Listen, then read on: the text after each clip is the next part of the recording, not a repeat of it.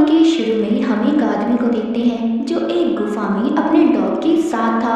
वहां पर बड़े से संदूक में खजाना छुपाने आया था और साथ ही उसने इस जगह का नक्शा भी बनाया हुआ था ताकि बाद में भी वो यहाँ पर आ सके। जब वो यहाँ से जा रहा था तभी सारी गुफा हिलने लगती है। ऐसे लग रहा था जैसे कोई ज़लज़ला आ गया हो। बाहर जाने का रास्ता बंद हो गया था। उस आदमी का डॉग तो दूसरी तरफ चला गया था पर वो उधर ही गुफा में फंस गया था। वो अपने डॉग को एक संदूक और यहाँ का नक्शा देकर कहता है, जाओ जाकर थोड़ी दूर एक विच का घर है जो जादू करती है, उसको ये चीजें जाकर दे आना।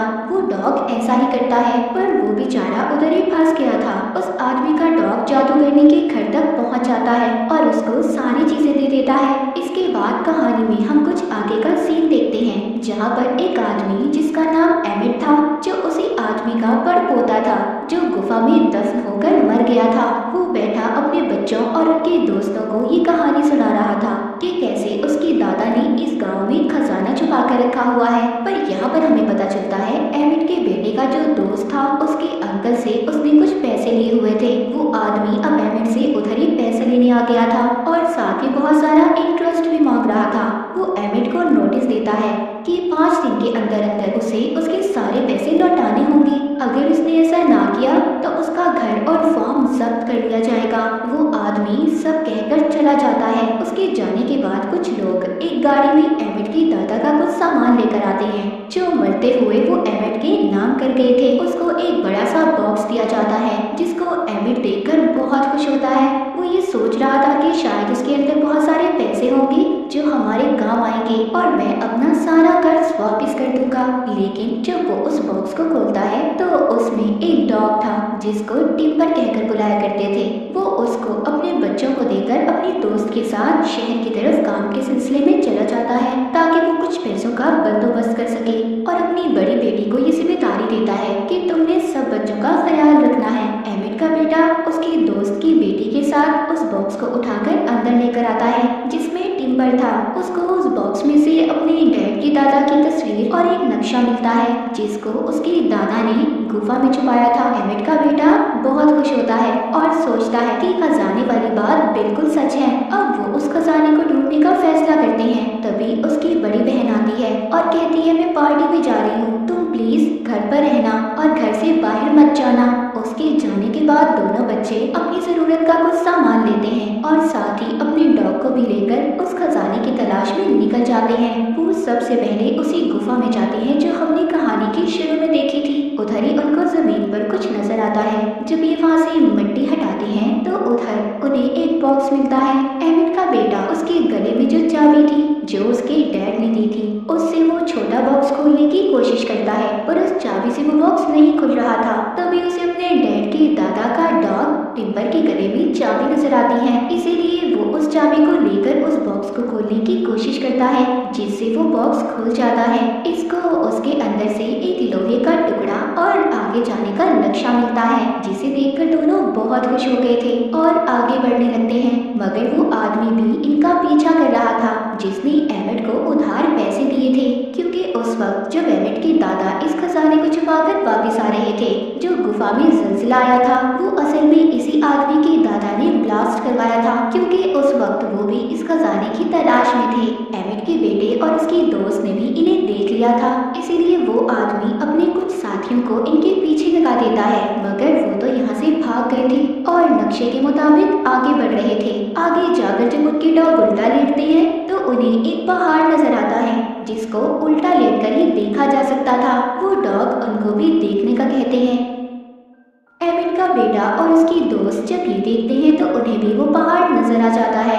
जब ये थोड़ा सा आगे जाते हैं तो उन्हें आगे जाकर एक सोने का सिक्का मिलता है जिसको देखकर दोनों बहुत खुश हो गए थे। ये अब सोचते हैं कि दोनों बिल्कुल सही रास्ते पर हैं। थोड़ा सा आगे जाकर इनको एक पत्थर दिखाई देता है जिस पर लिखा था कि अगर आगे खजाना लेना चाहते हो तो तुम्हें उसी तरफ जाना होगा जिस तरफ वो पहाड़ इशारा करता है। वहाँ जाकर तुम्हें बहुत सारा सोना और चांदी मिलेगा। अब ये दोनों और इनके डॉग्स पानी में तैरकर दूसरी तरफ जाने लगते हैं। वहाँ पहुंचकर अब ये बहुत ज्यादा थक गए थे। इनको थका थकावट के साथ साथ भूख भी लगी थी। वो सोचते हैं कि क्यों ना मछलियाँ पकड़कर पका लें, क्योंकि अपने साथ ये खाने पीने का कोई सामान नहीं लाए थे। उधर उनके डॉग लकड़ियाँ जमा कर रहे थे, तभी उन्हें एक सुराग नजर आता है। उधर घर में एमिट की बड़ी बेटी वापस आ गई थी, जो अपने भाई को जब नहीं देखती तो बहुत ज्यादा परेशान हो जाती है। घर में एमिट अपने दोस्त के साथ आ गया था। वहाँ आकर जब ये बच्चों का पूछते हैं तो एमिट की बड़ी बेटी झूठ बोल देती है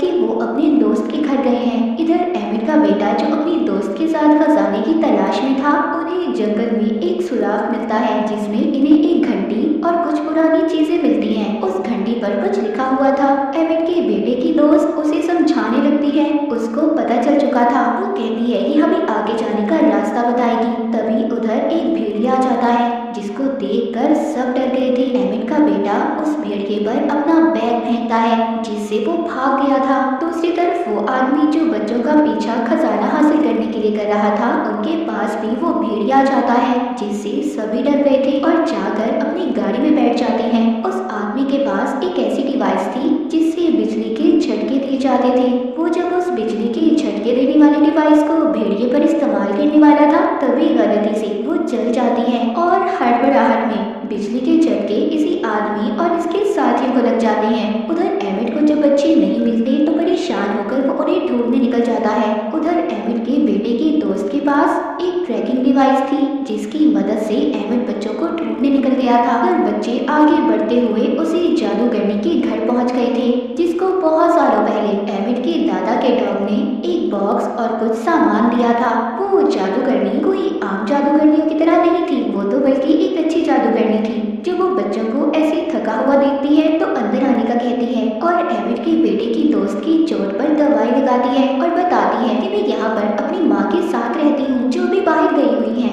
एमिट का बेटा जब अपने बारे में बताता है तो जादूगरनी कहती है उसके डैड के दादा का नाम लेकर, क्या तुम उन्हें जानते हो? वो कहता है हाँ, वो मेरे डैड के दादा थे। तभी वो जादूगरनी उसको एक बॉक्स देती है जो बहुत सालों पहले उसके डैड के दादा का डॉग इन्हें देकर गया था। वो बताती है कि मेरे खानदान के लोगों ने इसे संभाल कर रखा था और अगर तुम उनके रिश्तेदार हो तो तुम इसको ले सकते हो। एमिट का बेटा अब उस बॉक्स को अपने गले में लटकी चाबी से खोल देता है, जिसमें से उसे एक छोटी कुल्हाड़ी और आगे का नक्शा मिलता है। बच्चे जब बाहर देखते हैं तो उधर वही आदमी आ गया था जो इनका पीछा कर रहा था, मगर वो जादूगरनी अपने घर के खुफिया रास्ते से उन बच्चों को घर से बाहर जाने का रास्ता दिखाती है। तभी उसी जादूगरनी के दरवाजे पर वो आदमी भी आ गया था जो बच्चों का पीछा कर रहा था। वो जादूगरनी से पूछता है कि बच्चे कहाँ पर हैं, जिस पर वो झूठ बोलती है कि वो नहीं जानती कि बच्चे कहाँ पर हैं। वो आदमी इसको अपनी बिजली के झटके देने वाली डिवाइस दिखाकर डराता है। कहता है देखो,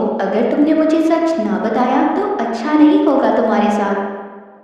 उधर बच्चे अपनी आखिरी मंजिल की तरफ पहुंच गए थे, पर वहां पर एक झरना था और आगे जाने का कोई रास्ता नहीं था।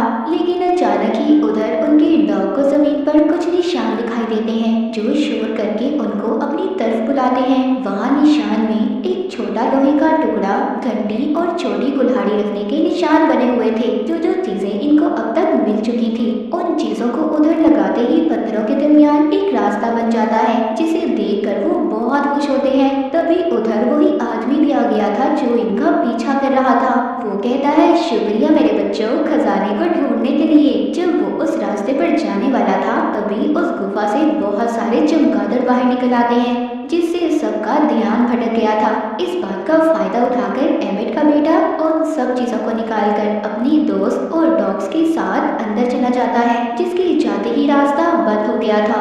वो अंदर आकर इधर उधर खजाना ढूंढने लगते हैं कि वो ही गुफा थी जहाँ पर एमिट के दादा ने खजाना छुपाया था।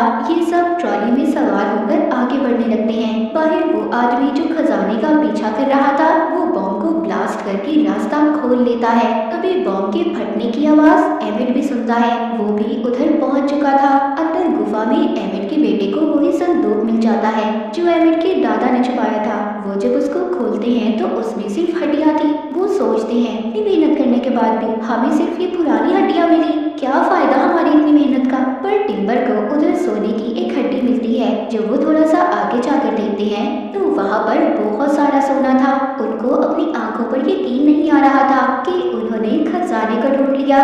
लेकिन उधर वो आदमी जो खजाने की तलाश में था उधर आकर सबको पकड़ लेता है। उधर ही जादू करने का डॉग भी आ गया था जो उस आदमी पर हमला कर देता है। तभी सारे डॉग उसके बाकी साथियों पर भी हमला कर देते हैं। तभी एक आदमी का हाथ वहाँ पर लगे हुए बॉम्ब पर गलती से पड़ जाता है जिससे वो जलने लगते हैं। पूरी गुफा हिलने लगी थी। सब लोग जल्दी जल्दी बाहर आ जाते हैं। बाहर आते ही वो आदमी जो खजाने के पीछे था सबको कहता है ये खजाना मेरा है और बिजली के झटके देने वाली डिवाइस से भी डराता है। तभी एमिट के बेटे की डॉग्स उस पर हमला कर देते हैं। वो डिवाइस गलती से ऑन हो जाती है। उसके चलते ही उसे और उसके साथियों को झटके लगने लगते हैं जिस पर सब हंस रहे थे। लेकिन एमिट अभी भी परेशान था क्योंकि उस खजाने तक जाने का रास्ता बंद हो गया था। वो सोचता है अब तो उसे 5 दिन बाद अपना घर खाली करना ही पड़ेगा। पर तभी उधर टिम्बर सोने की हड्डी लेकर आता है। अब उनको कहीं पर भी जाने की जरूरत नहीं थी। एमिट सोचता है कि इसको बेचकर तो उन्हें बहुत सारे पैसे मिल सकते हैं जिससे उनका घर भी बच जाएगा। मूवी के आखिर में दिखाया जाता है कि एमिट के बेटे को एक जानवर के कंकाल में से एक और खजाने का नक्शा मिलता है जिसको देखकर ये बहुत खुश होते हैं और फैसला करते हैं कि इस खजाने को भी ये ढूंढेंगे। इसी हैप्पी एंडिंग के साथ ये मूवी यहीं पर खत्म हो जाती है।